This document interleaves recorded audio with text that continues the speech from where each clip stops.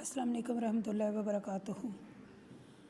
आज हमने अल्हम्दुलिल्लाह मेरा जो था वो कुरान पढ़ने का सिलसिला तर्जुमे तफसीर के साथ अल्हम्दुलिल्लाह मुकम्मल हो गया। तो मैंने सोचा क्यों ना एक प्रोग्राम शुरू किया जाए जिसमें सिर्फ़ और सिर्फ़ हमारी जो ख़वातीन हैं, हमारी जो न्यू जनरेशन की गर्ल्स हैं, उन्हें जो है ना वो आगाही दी जाए कि कुरान पाक में अल्लाह तबारक व तआला ने एक औरत की क्या हदूद मुकर्रर की हैं। और हमारे लिए जानना बहुत ही ज़रूरी था। मैंने ये समझा बहुत ज़रूरी है हमारे लिए जानना कि ये जो आज की हमारी जनरेशन है, ख़ासकर लड़कियां जो हैं, इनके लिए जानना बड़ा ही ज़रूरी है कि अल्लाह तबारक व तआला ने हमारे लिए क्या यानी कि हदूद मुकर्रर की हैं जिसके अंदर रहकर हमें ज़िंदगी गुजारनी चाहिए। तो उसी सिलसिले में मैंने एक प्रोग्राम तरतीब दिया है जिसका नाम हमने रखा है अलहम्द से वन्नास तक का सफ़र। ठीक है, अलहम्द से वन्नास का सफ़र। ये हमारा सफ़र जो है, इस सफ़र में हम हर उस बात को कुरान पाक में से हाईलाइट करेंगे जो कि एक औरत के लिए इसमें लिखा गया है। अल्लाह तबारक व तआला ने एक औरत के बारे में क्या अहकामात नाज़िल किए हैं और ज़िंदगी गुजारने के लिए मसलन एक जो औरत है वो ज़िंदगी कैसे गुजारे। हालात खा कुछ भी हो जाएं, कैसे भी हो जाएं, हमें यानी कि एक औरत होने की हैसियत से कुरान हमें उसके बारे में क्या हुक्म देता है।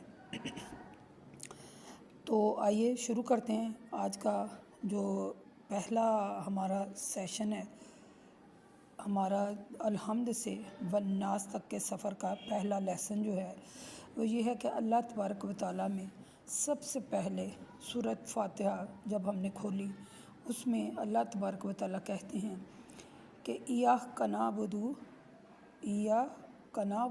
व इय्याका नस्तईन, यानी कि ए अल्लाह, ए मेरे मालिक, हम तेरी ही इबादत करते हैं और तुझी से मदद चाहते हैं।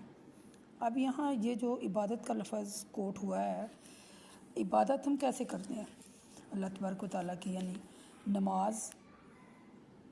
ठीक है, सबसे पहले नमाज आती है उसमें। नमाज यानी इसमें ये मुझे आयत अच्छी लगी कि या अल्लाह, हम तेरी इबादत करते हैं और तुझी से मदद मांगते हैं। ठीक है, फिर हमने सूरत बकरा में आए तो सूरत बकरा में हमने पढ़ा व युकीमूनस्सलाता, यानी ये लफ्ज़ हमने पढ़ा।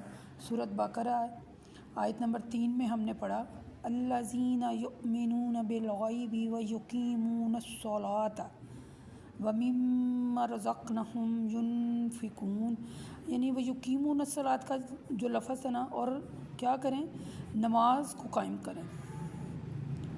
यानी अल्लाह कहते हैं अल्लज़ीना युमिनून, वो लोग जो बिन देखे ईमान लाते हैं, यानी अल्हम्दुलिल्लाह हम ईमान लाए अल्लाह पर। ठीक है, और नमाज यानी कि नमाज के बारे में नमाज कायम करें। ठीक है, अब यहाँ ये जो मौजू था, ईमान तो हम ले आए।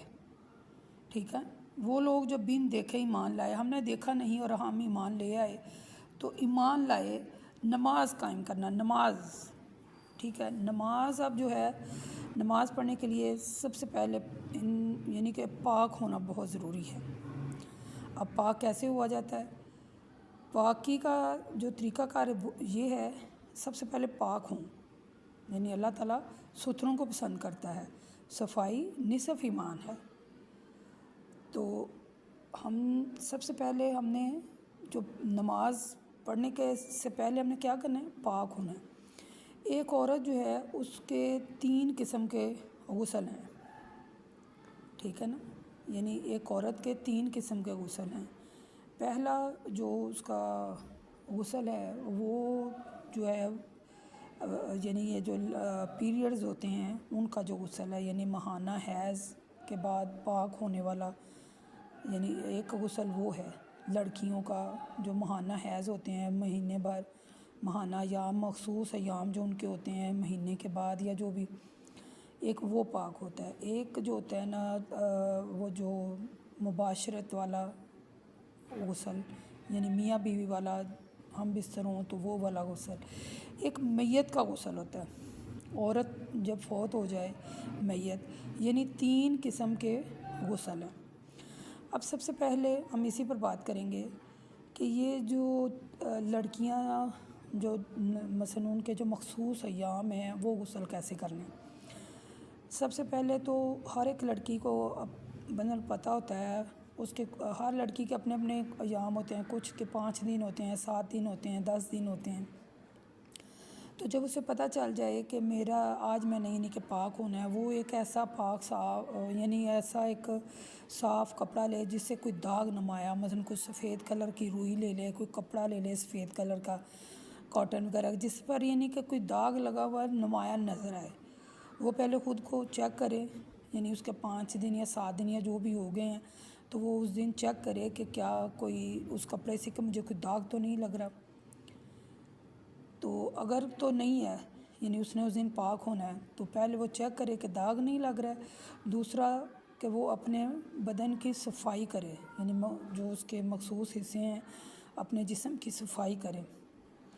फिर उसके बाद सफाई कर ली, फिर उसके बाद यानी कि अपनी शर्मगाह को अच्छी तरह धोए, 3 बार 5 बार अच्छी तरह धोए। फिर उसके बाद वज़ू करे।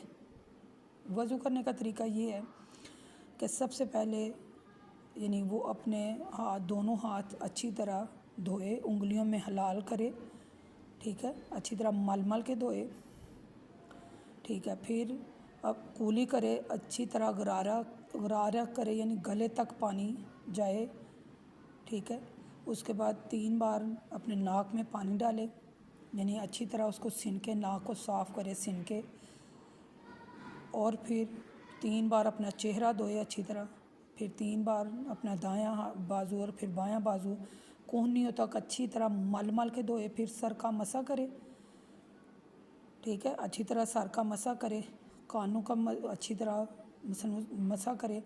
फिर उसके बाद दायां पाँव धोना है, फिर उसके बाद बायां पाँव धोए, और फिर अपने सारे जिस्म पर अच्छी तरह पानी बहाए, ठीक है। फिर अपने बालों में अगर शैम्पू करे या जो भी, अच्छी तरह उंगलियों की मदद से अपने हाथ यानी कि बालों में अच्छी तरह उंगलियां जो हैं वो फेरे, अच्छी तरह शैम्पू करे बालों को अच्छी तरह, ताकि बालों के मसाम खुश्क ना रह जाए, ठीक है। बाल आपने धो लिए, शैम्पू कर लिए, उसके बाद जो है अपने पूरे जिस्म पर अच्छी तरह साबुन मलें, ठीक है, अच्छी तरह मल मल कर साबुन मलें और अच्छी तरह हाथ मलें ताकि जिस्म का कोई मसाम खुश्क ना रह जाए, ठीक है। तो अगर मसलन आप नहा लिया, 3 बार पानी गिराएं, दाहिनी तरफ बाईं तरफ 3 बार 5 बार जैसे भी, तो अच्छी तरह ये आपका गुस्ल हो गया। बाद में आप अपने पाँव धोएं, तो ये आपका गुस्ल हो गया। बाज़ यहाँ मैं एक और बात ऐड करती चलूँ, ये जो हमारी ख़वातीन है ख़ास कर, ये जी नहाते वक्त कलमा पढ़ना चाहिए, या वाशरूम में जो है वो यानी नहाते वक्त कलमा पढ़ें, बिस्मिल्लाह पढ़ें, फूंके मारें। ये अक्सरियत में औरतों से मुझे सुनने को बातें मिलती हैं, इसलिए मैंने ये प्रोग्राम का आगाज़ किया है कि ज़्यादा मशक्क़त में नहीं पढ़ें। ये आपका गुस्ल हो गया है, जैसे मैंने आपको कहा है ना, वैसे आपका वो जो महाना याम वाला गुस्ल है ये हो गया। उसमें आपने सफाई करनी है, पहले चेक करना है, फिर सफाई करनी है अपनी, फिर अपनी अच्छी तरह शर्मगाह को धोएं, फिर वज़ू करें और फिर नहाएं, ठीक है। नहाने का तरीका भी मैंने आपको बता दिया।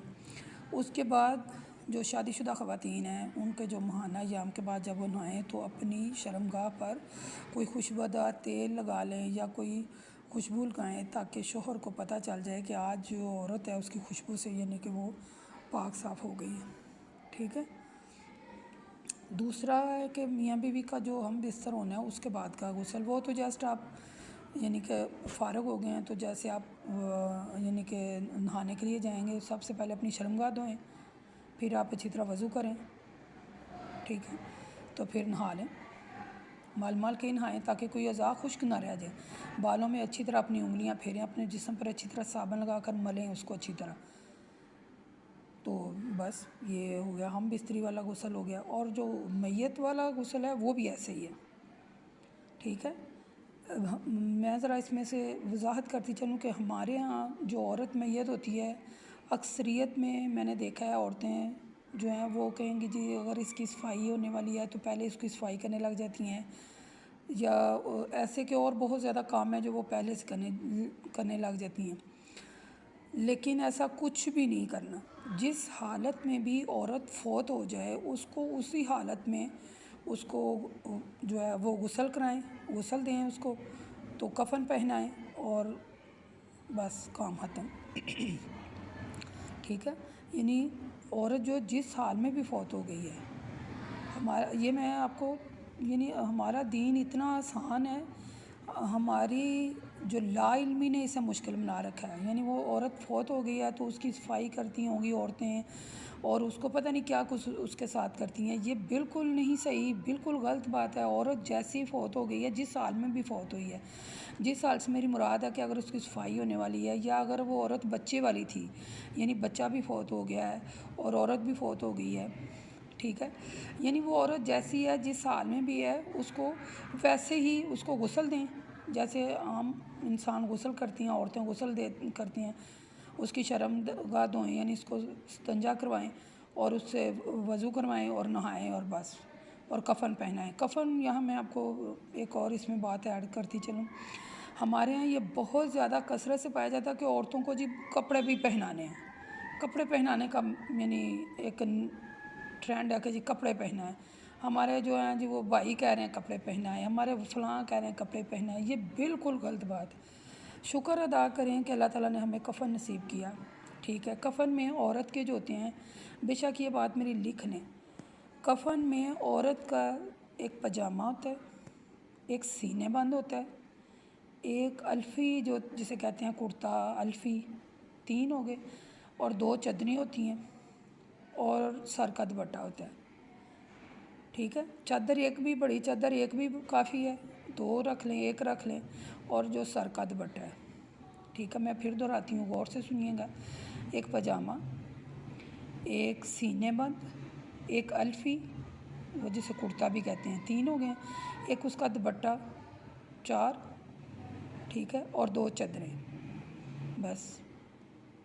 और बस हाँ, ये गुस्ल का तरीका ये था। यानी कि तीनों किस्म के जो गुस्ल हैं उनका तरीका ये है कि ऐसे गुस्ल करने हैं, ठीक है। गुस्ल के बाद आप पाक हो गए तो फिर आप नमाज अदा कर सकते हैं, फिर हम नमाज की तरफ आएंगे। आज के लिए इतना ही काफ़ी है, तो इंशाल्लाह अगले वीडियो में मैं आपको बताऊंगी कि इससे अगला प्रोसेस नमाज का है और नमाज कैसे पढ़ी जाती है, फिर इस पर बात होगी। अल्लाह हाफ़िज़। अस्सलामु अलैकुम रहमतुल्लाहि व बरकातुहू।